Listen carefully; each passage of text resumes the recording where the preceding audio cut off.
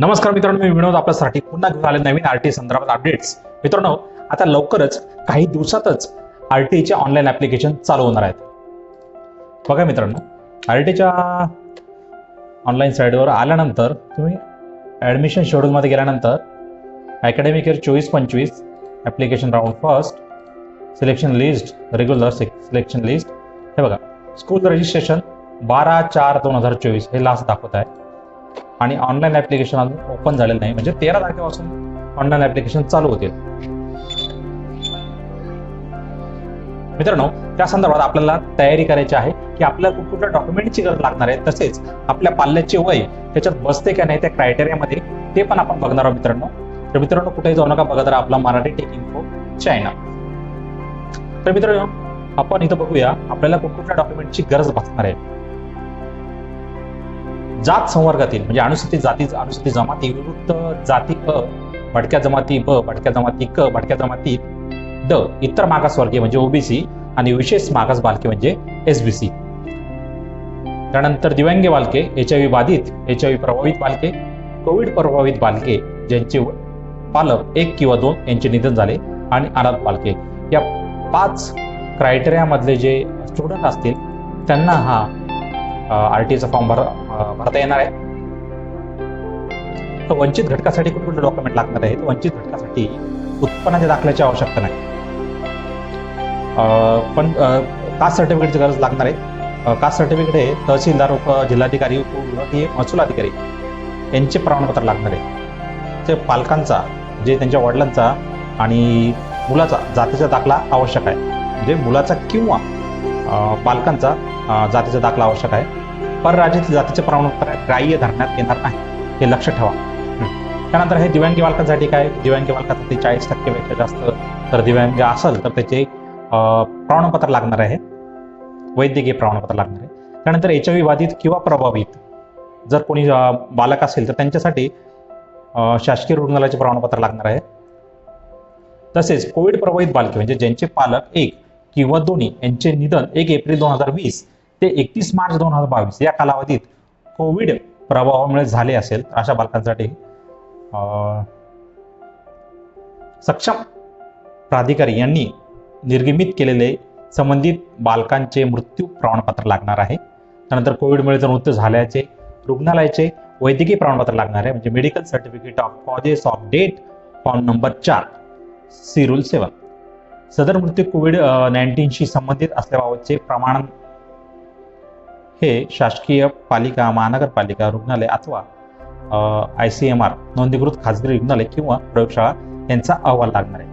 तसेच जे अनाथ बालके आहे, वंचित घटकातील जे अनाथ बालके आहेत त्यांच्यासाठी अनाथ बालकांच्या बाबतीत अनाथालयाची किंवा बाल सुधार गृहाची कागदपत्रे ग्राह्य धरण्यात यावीत. जर बालक अनाथालयात राहत नसेल तर जे बालक त्यांचा सांभाळ करतात त्यांचे हमीपत्र आवश्यक राहणार आहे. अनाथ बालकांच्या संदर्भात इतर कागदपत्र, उदाहरणार्थ वार्षिक उत्पन्नाचा दाखला विचारात घेतला जाणार नाही.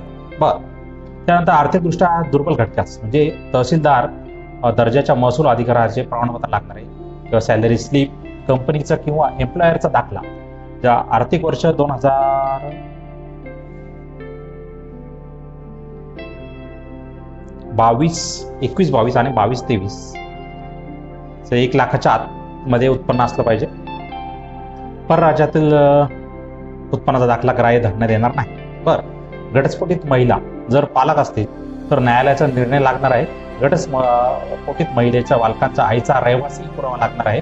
वंचित गटातील बालक वंचित गटातले असता बालकांचे व त्याच्या वडिलांचे जातीचे प्रमाणपत्र लागणार आहे.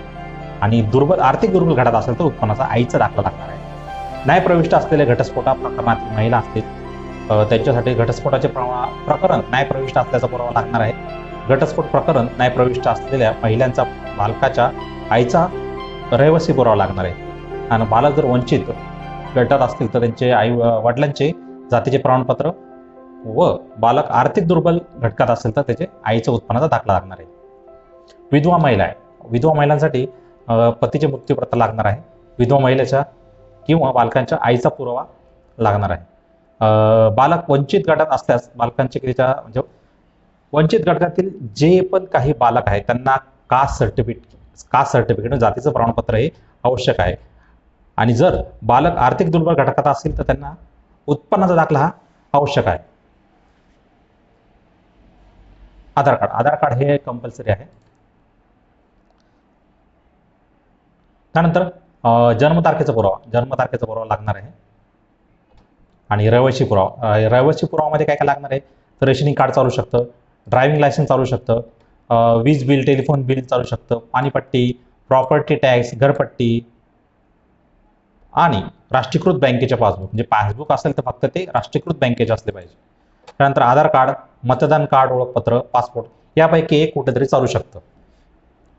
जे ही वरील जे डॉक्युमेंट्स आहे ते निवासा पुरावा म्हणून ग्राह्य धरण्यात येणार आहे. तसेच भाडेतत्वावर राहणारे पालकांसाठी भाडेकरार हा दुय्यम निबंधक कार्यालयाचा नोंदणीकृत असा लागणार आहे. त्यानंतर भाडेकरार फॉर्म भरण्याच्या दिनांकाच्या पूर्वीचा असावा व त्याचा कालावधी 11 महिने किंवा त्यापेक्षा जास्त असावा. तर सदर डॉक्युमेंट मित्रांनो हे लागणार आहे. आता आपण एज क्रायटेरिया काय तो बघून घेऊया.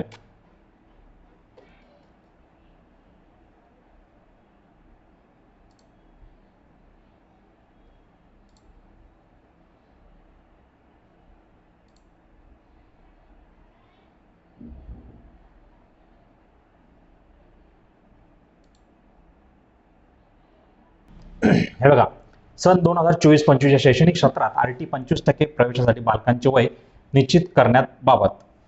हे बघा,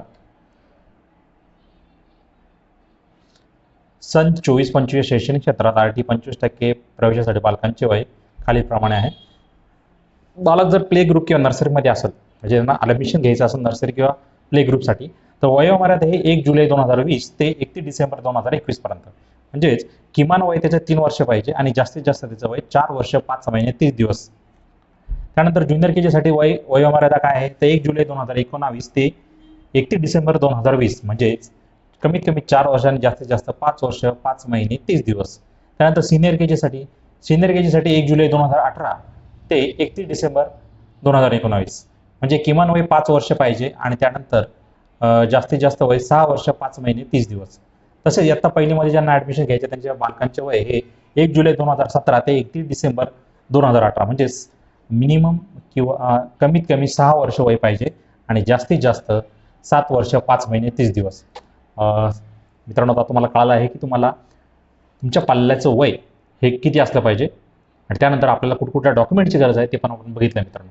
तर मित्रांनो, लगेच हे डॉक्युमेंट तयार ठेवा, कारण आता येत्या काही 1-2 दिवसातच आपल्या RTचे ऑनलाईन ॲप्लिकेशन चालू होत आहे मित्रांनो.